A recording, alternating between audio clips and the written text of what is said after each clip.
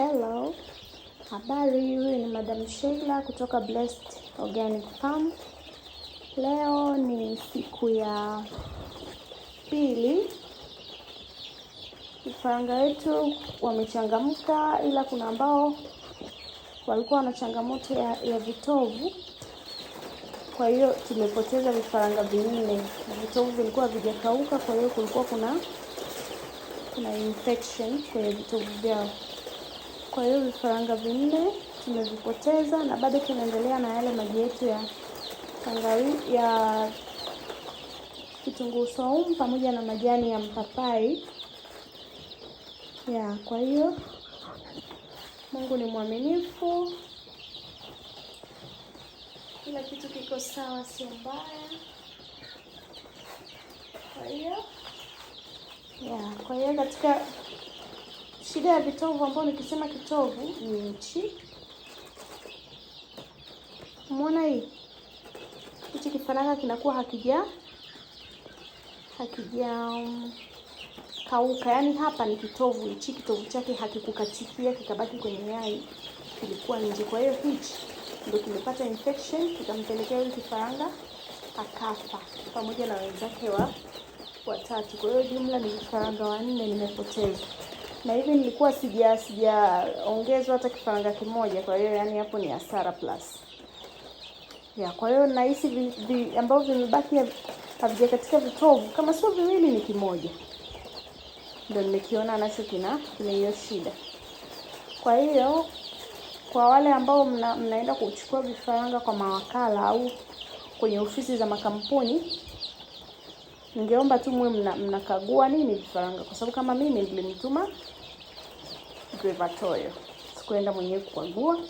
Kwa hiyo ningeenda mimi mwenyewe kukagua pale, ningekuwa na uwezo wa kuviacha na kuambia hivi vifaranga sivitaki, mtavirudisha, vina changamoto, mtanikompensatia siku nyingine kwa sababu wao wanaingizaga vifaranga mara kwa mara, wanaweza wakaniongezea kwa mtu, mimi nikavifuata.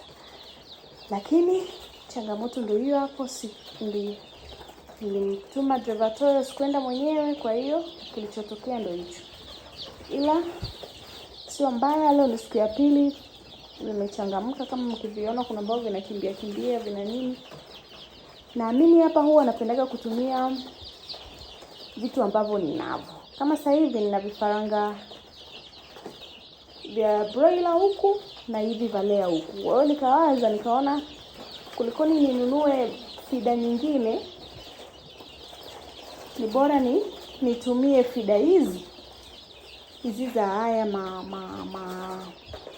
matray, kwa sababu haya matray yangu ni yale ya makaratasi. Kwa hiyo unajua yale yakizeekaga yanalainika, yani yanadondosha mayai mpaka uyabebanishe mawili.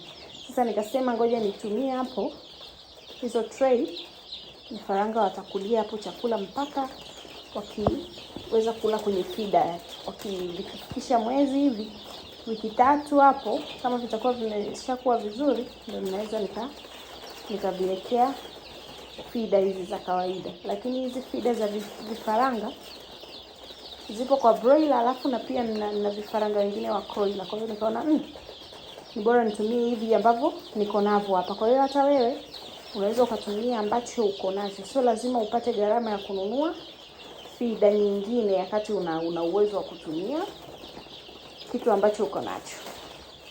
Hao ndo layers wetu wanaendelea vizuri, na hawa huku ni broiler. Hawa broiler niliwachukua, ilikuwa ni Ijumaa, ndio niliwatoa Ijumaa. Kwa hiyo Jumamosi, Jumapili, Jumatatu, Jumanne wana siku 4. Wana siku 4. Kwa hiyo Mungu ni mwaminifu, kila kitu kiko sawa. Natumaini tutaendelea vizuri, hatutapata kifo kingine tena. Karibuni sana. Msisahau kucomment, kulike, kusubscribe. Mkisubscribe ndo mtakuwa mmenisupport wapendwa, kwa sababu kama mnavyojua bando letu hili kuupload video ni kamzozo. Yaani mtandao huu lakini mkisubscribe mnanipa moyo wa kuendelea kufundishana mambo mengine na mazuri zaidi. Karibuni sana. Bye bye.